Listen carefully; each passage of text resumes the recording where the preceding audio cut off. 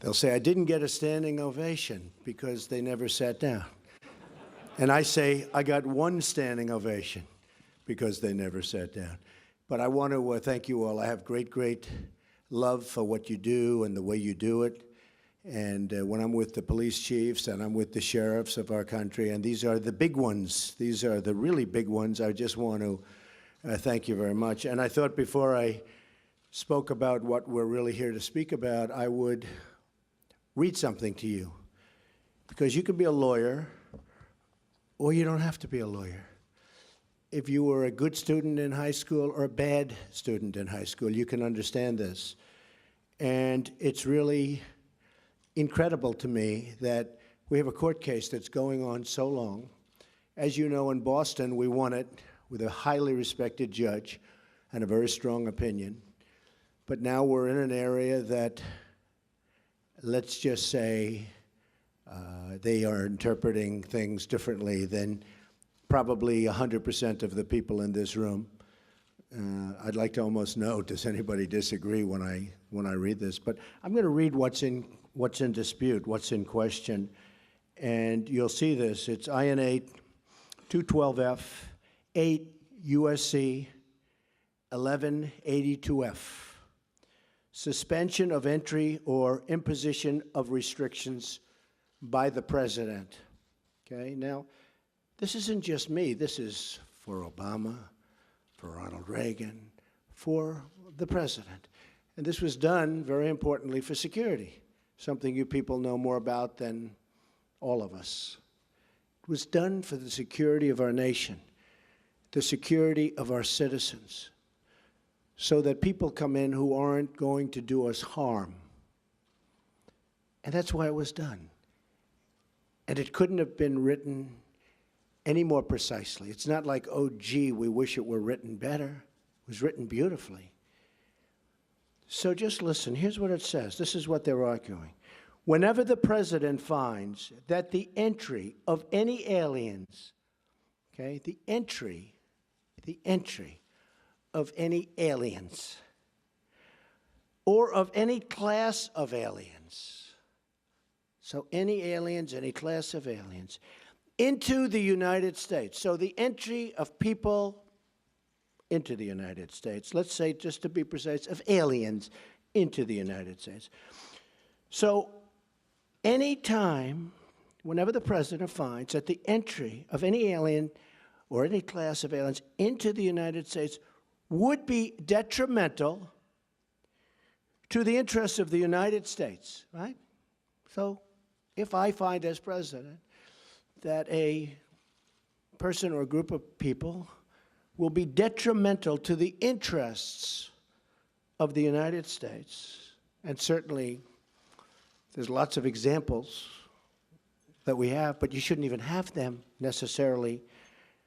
He may be, and he may, by proclamation, and for such period as he shall deem necessary. Now, the only mistake is they should have said he or she. But hopefully it won't be a she for at least another 7 years. After that, I'm over.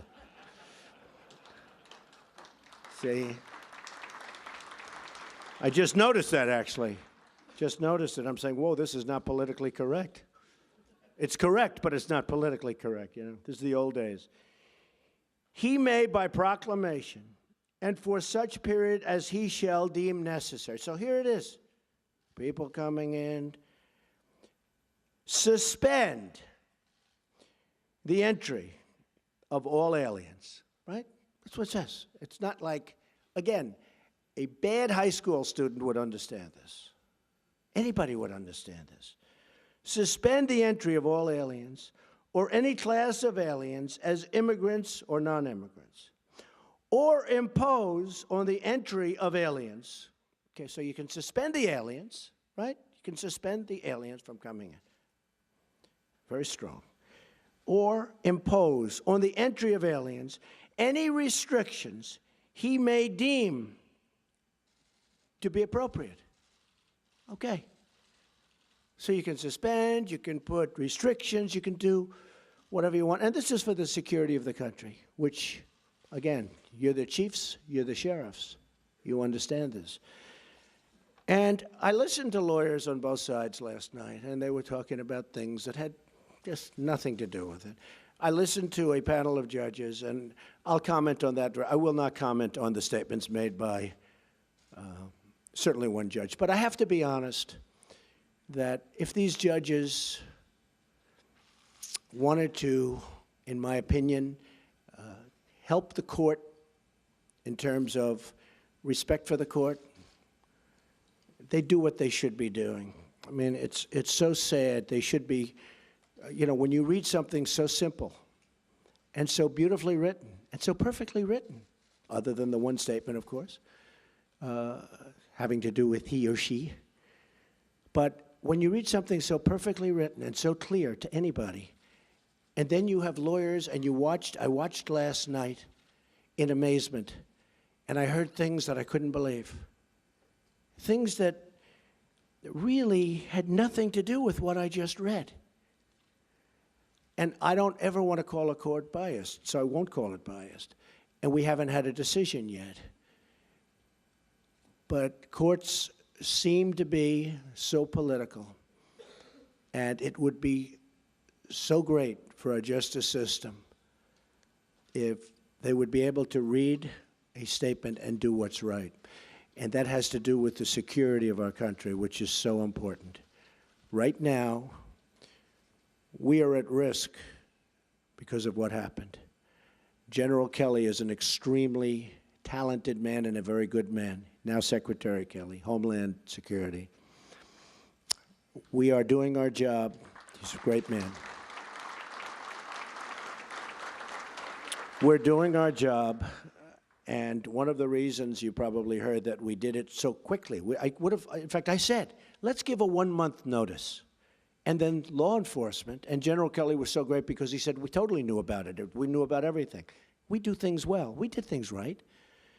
But the law enforcement people said to me, oh, you can't give a notice.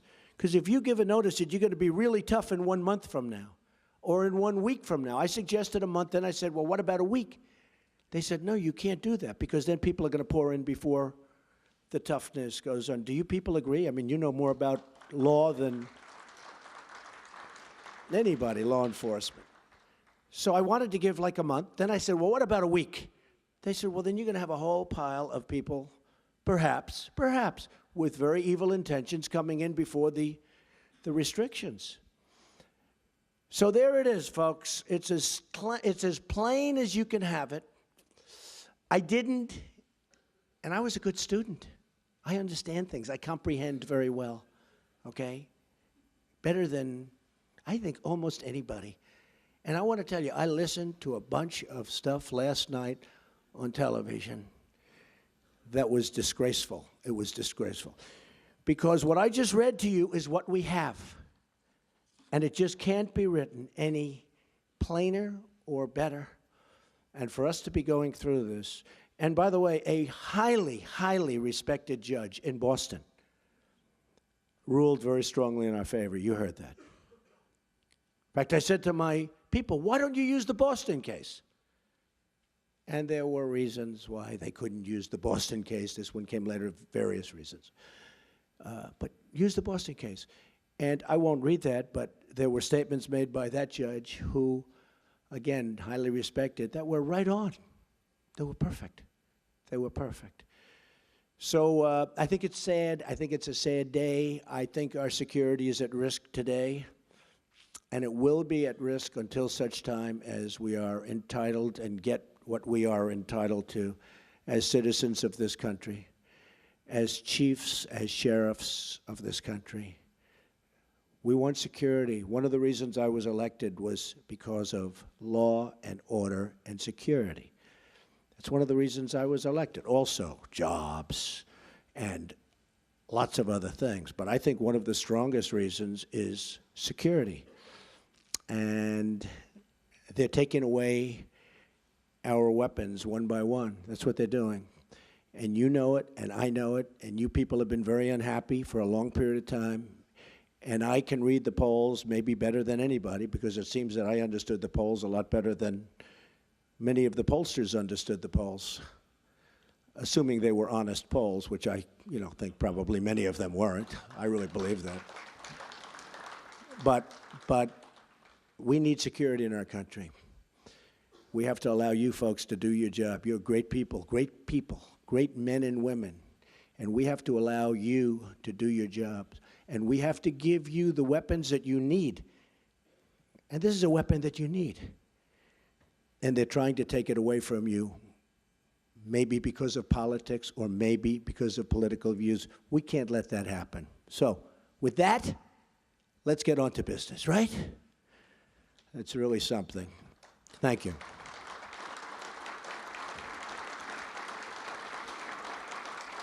I want to thank Sheriff Sandra Hutchins and Chief Tom Manger for your leadership and, frankly, for the service. You have had great service. Everyone has told me about you, two legendary people. All of us here today are united by one shared mission: to serve and protect the public of the United States.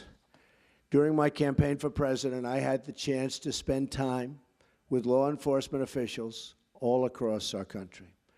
They're the most incredible people you will ever meet.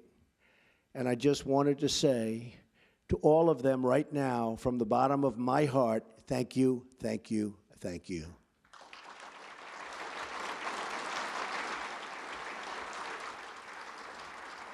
Thank you. There are many actions we in the federal government can take to help improve safety in your communities. But I believe that community safety begins with moral leadership.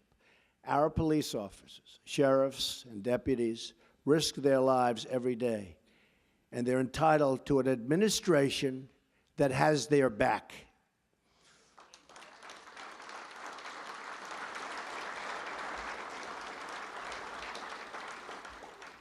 The first step in restoring public safety is affirming our confidence in the men and women charged with upholding our laws.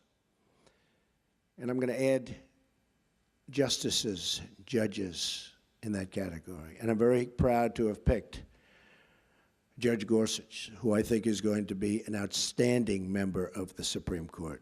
Outstanding.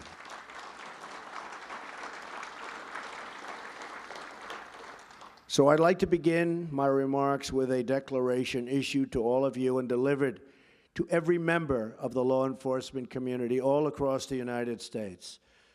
My message today is that you have a true friend in the White House. You have. I stand with you. I support our police. I support our sheriffs. And we support the men and women of law enforcement.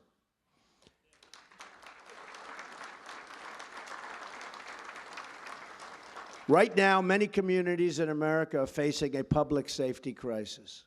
Murders in 2015 experienced their largest single-year increase in nearly half a century. In 2016, murders in large cities continued to climb by double digits. In many of our biggest cities, 2016 brought an increase in the number of homicides, rapes, assaults, and shootings. In Chicago, more than 4,000 people were shot last year alone, and the rate so far this year has been even higher. What is going on in Chicago? We cannot allow this to continue. We've allowed too many young lives to be claimed, and you see that. You see that all over. Claimed by gangs, and too many neighborhoods to be crippled by violence and fear. 60% of murder victims under the age of 22 are African American.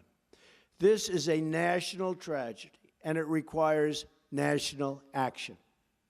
This violence must end, and we must all work together to end it. Whether a child lives in Detroit, Chicago, Baltimore, or anywhere in our country, he or she has the right to grow up in safety and in peace. No one in America should be punished because of the city where he or she is born. Every child in America should be able to play outside without fear, walk home without danger, and attend a school without being worried about drugs or gangs or violence. So many lives and so many people have been cut short. Their potential, their life has been cut short. So much potential has been sidelined. And so many dreams have been shattered and broken, totally broken. It's time to stop the drugs from pouring into our country. And by the way, we will do that. And I will say this, General, now Secretary Kelly, will be the man to do it. And we will give him a wall. And it will be a real wall. And a lot of things will happen very positively for your cities, your states. Believe me, the wall is getting designed right now. A lot of people say, oh, Trump was only kidding with the wall. I wasn't kidding. I don't kid. I don't kid. I watch this and they say I was kidding. No, I don't kid. I don't kid about things like that, I can tell you. No, we will have a wall. It will be a great wall, and it will do a lot of, will be a big help. Just ask Israel about walls. Do walls work? Just ask Israel. They work, if it's properly done. It's time to dismantle the gangs terrorizing our citizens. And it's time to ensure that every young American can be raised in an environment of decency, dignity, love, and support. You have asked for the resources, tools, and support you need to get the job done. We will do whatever we can to help you meet those demands. That includes a zero-tolerance policy for acts of violence against law enforcement. We all see what happens. We all see what happens and what's been happening to you. It's not fair. We must protect those who protect us. The number of officers shot and killed in the line of duty last year increased by 56% from the year before. Last year in Dallas, police officers were targeted for execution. Think of this. Who ever heard of this? They were targeted for execution. 12 were shot and 5 were killed. These heroic officers died as they lived, protecting the innocent, rushing into danger, risking their lives for people they did not even know, but for people that they were determined to save. Hats off to you people. These slain officers are an eternal monument to all of the men and women who protect our streets and serve our public. We will not forget them, and we will not forget all of the others who made that final sacrifice in the line of duty. God has blessed our nation to put these heroes among us. Those who serve in law enforcement work long hours. You work long hours. I know so many sheriffs, so many chiefs, so many police. You work long hours and dangerous hours oftentimes in difficult conditions and for not that much pay relative to what you're doing. They do it because they care. We must work with them, not against them. They're working against you. For many years, they've been working against you. We must support them, not undermine them. And instead of division and disunity, and which is so much disunity, we must build bridges of partnership and of trust. Those who demonize law enforcement or who use the actions of a few to discredit the service of many are hurting the very people they say that they want to help. When policing is reduced, crime is increased, and our poorest citizens suffer the most. And I see it all the time. When the number of police goes down, crime goes up. To build needed trust between law enforcement and the communities they serve, it is not enough for us to merely talk to each other. We must listen to each other. All of us share the view that those in uniform must be held to the highest possible standard of conduct. So important.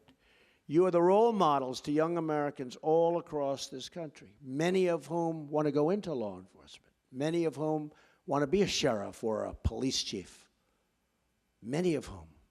They have great respect for you, tremendous respect. You don't even realize it, but I will tell you, they have great respect and admiration for the people in this room and the people that you represent. And don't let anyone ever tell you different. Don't let the dishonest media try and convince you that it's different than that, because it's not.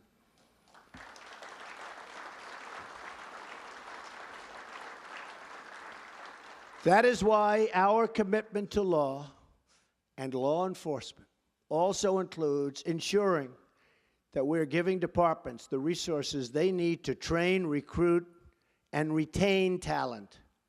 As part of our commitment to safe communities, we will also work to address the mental health crisis. Prison should not be a substitute for treatment. We will fight to increase access to life-saving treatment to battle the addiction to drugs, which is afflicting our nation like never, ever before, ever.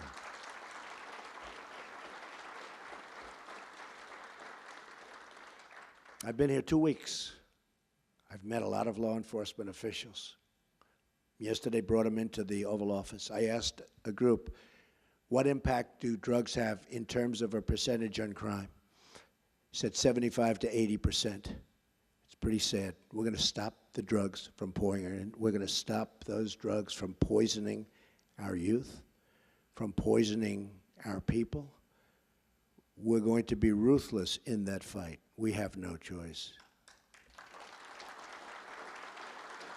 And we're going to take that fight to the drug cartels and work to liberate our communities from their terrible grip of violence.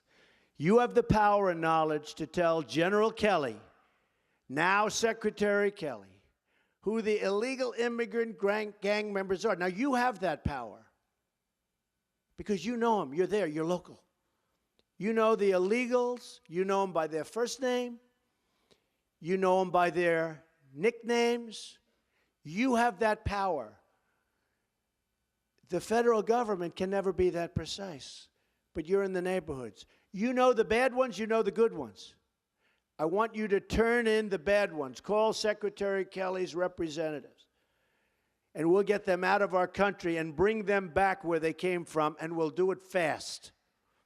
You have to call up the federal government, Homeland Security, because so much of the problems, you look at Chicago, and you look at other places, so many of the problems are caused by gang members, many of whom are not even legally in our country. And we will work with you on the front lines to keep America safe from terrorism, which is what I began this with. Terrorism, a tremendous threat, far greater than people in our country understand. Believe me, I've learned a lot in the last 2 weeks, and terrorism is a far greater threat than the people of our country understand. But we're going to take care of it. We're going to win. We're going to take care of it, folks. Let today be the beginning of a great national partnership. Let today serve as a great call to action. And let this moment represent a new beginning in relations between law enforcement and our communities. I want you to know the American public totally stands with you. I want you to know the American people support you. I want you to know how proud we are, truly proud to know you. We applaud your efforts. We thank you for your service. And we promise that you will always find an open door at the White House, an open invitation to our great cops and sheriffs nationwide. They're great people. You are great people. Thank you. God bless you, and God bless America. Thank you very much. Thank you. Thank you, everybody.